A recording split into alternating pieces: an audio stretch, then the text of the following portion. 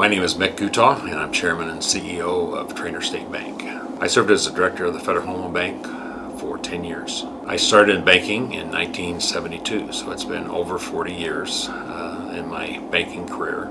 And I think the experience of being in a community bank carried over into the Federal Home Loan Bank board role, just so that I understood our members' needs. Prior to joining the board, I was not a user of the Federal Home Loan Bank, and so I had to be educated, and during that process I learned how valuable the Federal Home Loan Bank can be to a bank like Trainer State Bank.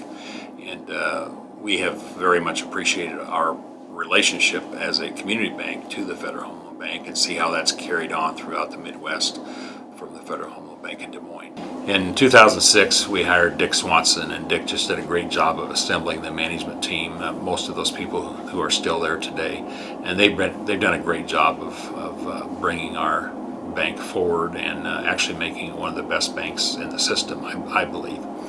And in addition to that, at that time, we were required to file with the SEC, and I became chairman of the audit committee and was involved in filing our first 10Q. The financial crisis that came about in 2007 and 2008, and working in our banking, helping our community banks and our other members like insurance companies, et cetera, to adapt to the changing environment of the financial crisis. And it was a great thing about the Federal Home Loan Bank system is we have the ability to do that from Wall Street out to bringing the funding out to Main Street and keeping the economy going as best we could.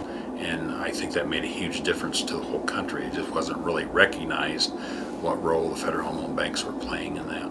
In a decision-making process, you always have to wear your board hat, and you can't be influenced by what's best for Trainer State Bank. It has to be what's best for the bank and also what's best for the members of the cooperative. But to manage that process in the board decision-making and taking action, it was a really fun challenge, but it was a great challenge.